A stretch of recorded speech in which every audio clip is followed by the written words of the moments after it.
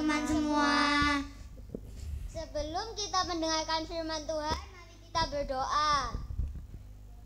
Tuhan Yesus, terima kasih atas hari ini. Sebentar kami mau mendengarkan firman Tuhan. Tolong berkati firman Tuhan pada pagi hari ini dan guru yang menyampaikannya juga. Terima kasih ya Tuhan, kami semua sudah berdoa. Haleluya, amin. Silakan bangkit berdiri.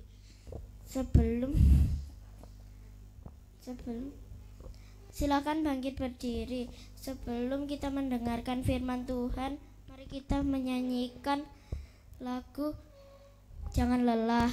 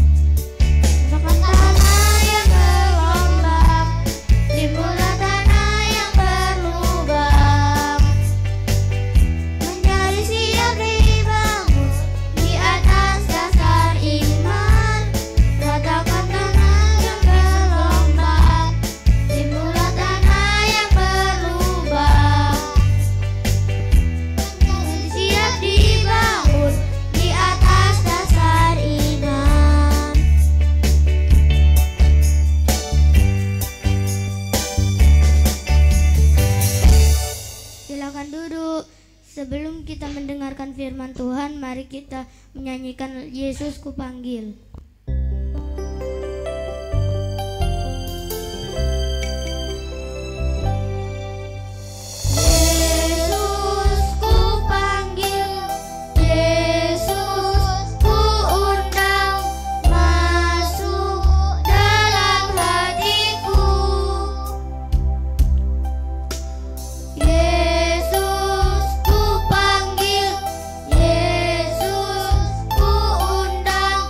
Ma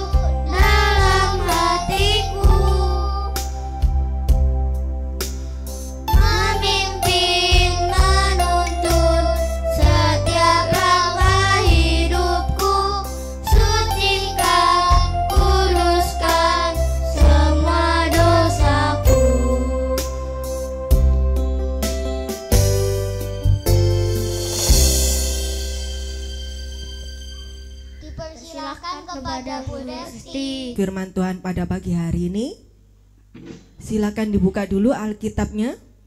Firman Tuhan pagi hari ini terambil dalam kitab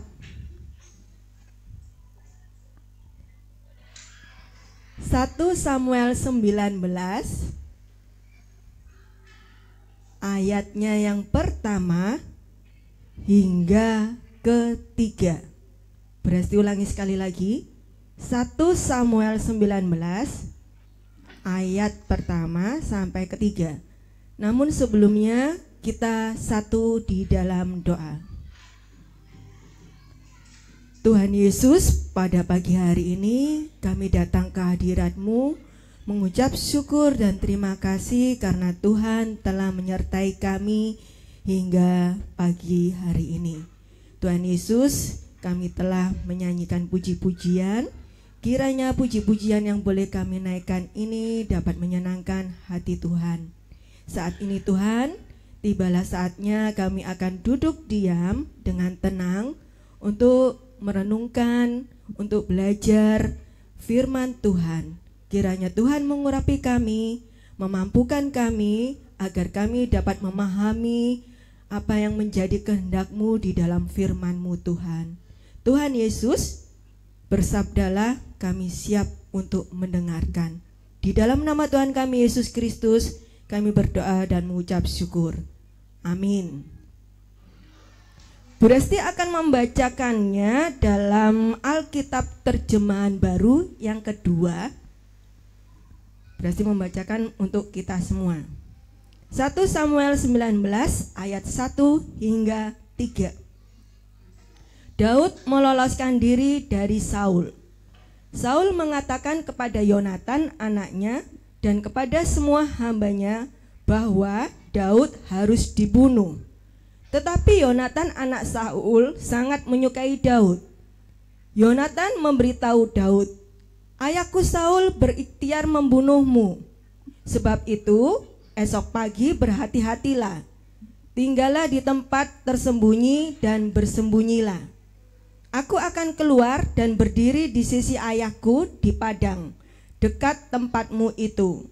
Aku akan berbicara dengan ayahku tentang engkau.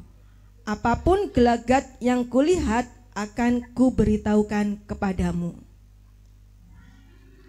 Tema renungan kita pada pagi hari ini berbunyi rela berkorban bagi sahabat. Nah, pertanyaannya di sini, apakah kamu memiliki sahabat? Apa sih sahabat itu? Karena pada saat kita awal masuk sekolah di tahun ajaran yang baru yang kita mulai hari Kamis kemarin ya, terus hari Senin sudah mulai regi, itu tema renungannya berfokus pada persahabatan antara Yonatan dan Daud. Nah, persahabatan, sahabat itu lebih dari sekedar teman biasa. Bahkan di sini bisa diartikan sahabat itu sebagai seorang saudara. Ya. Menurut kitabnya pada Amsal 17 ayat 17 itu ya. Sahabat itu bukan seorang teman saja, tetapi menaruh kasih di dalam kesukaran.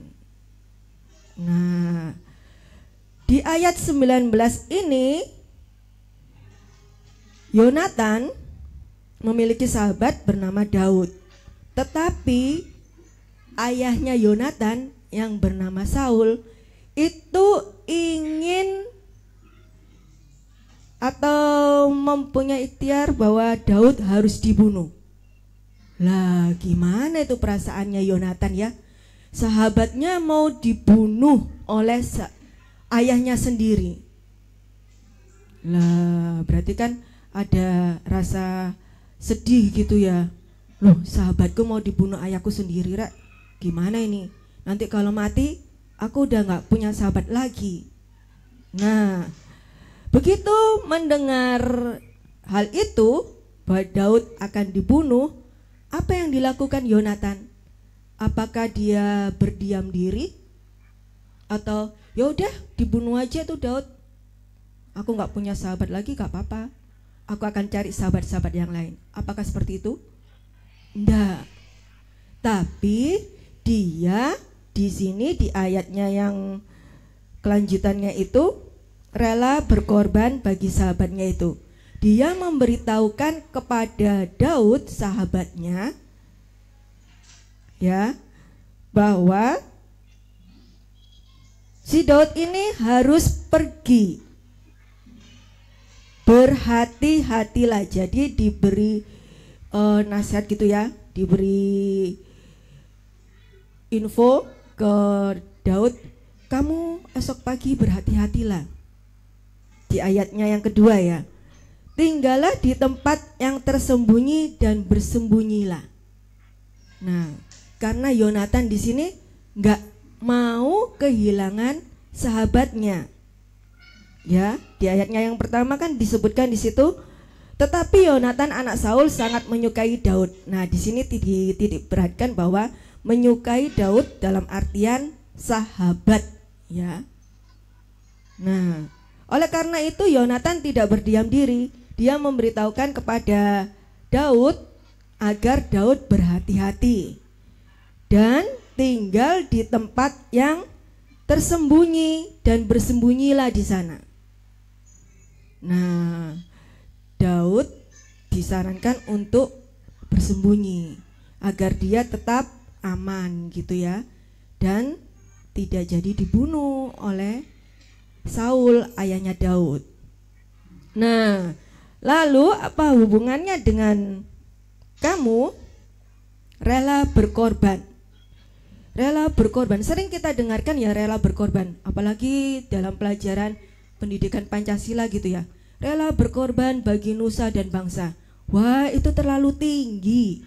Rela berkorban bagi nusa dan bangsa berarti merelakan nyawanya gitu ya, kayak pahlawan-pahlawan yang tempo dulu itu. Nggak. Untuk kamu saat ini itu terlalu tinggi. Kita di sini diajarkan untuk setia, rela menderita atau memberikan sesuatu untuk sahabat kita, untuk teman kita.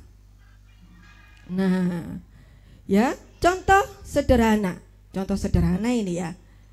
Jika ada sahabatmu berangkat sekolah, dia nggak bawa uang saku atau nggak bawa bekal, sedangkan kamu diberi uang saku juga dibawai bekal.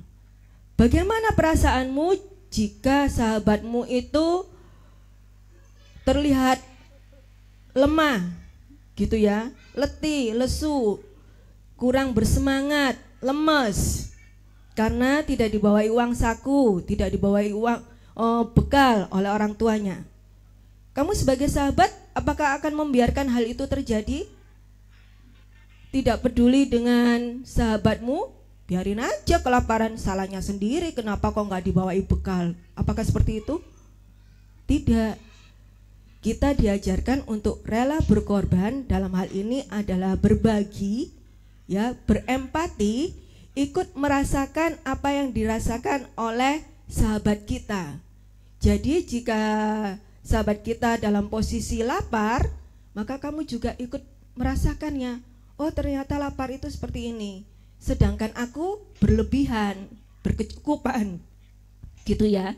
Jadi oke lah, aku bagi dengan sahabatku, aku bagi uang sakuku separuh gitu ya, agar dia bisa beli snack, beli jajan di kantin. Atau nanti istirahat kedua, aku bagi bekalku dengan sahabatku agar dia tidak kelaparan lagi, agar dia bisa mengikuti pelajaran dengan baik dan bisa fokus. Nah, itu hal sederhana yang bisa kita lakukan untuk sahabat kita. Rela berkorban dalam hal berbagi makanan. Nah, sekarang pertanyaannya, apakah kamu bisa? Pasti bisa.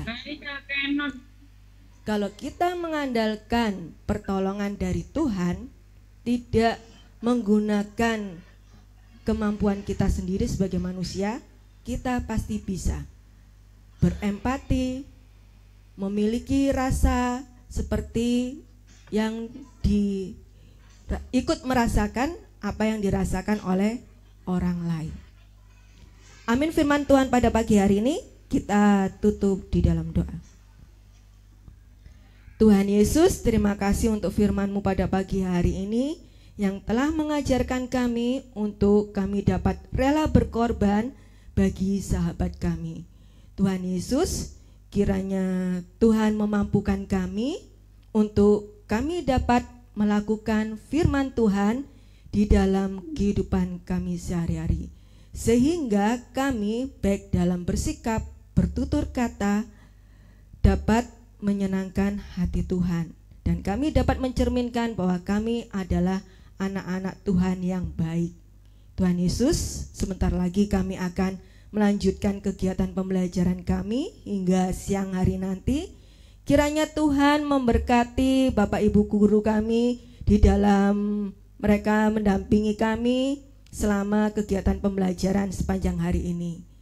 Tuhan Yesus, kiranya Engkau juga memampukan kami sebagai peserta didik, memberi kami kesehatan, kemampuan agar kami dapat mengikuti setiap kegiatan pembelajaran yang diberikan oleh Bapak Ibu guru kami dengan tetap bersemangat, dan semuanya itu hanya untuk menyenangkan hati Tuhan. Inilah Tuhan seruan doa kami yang jauh dari sempurna, yang kami naikkan hanya di dalam nama Tuhan kami Yesus Kristus. Amin.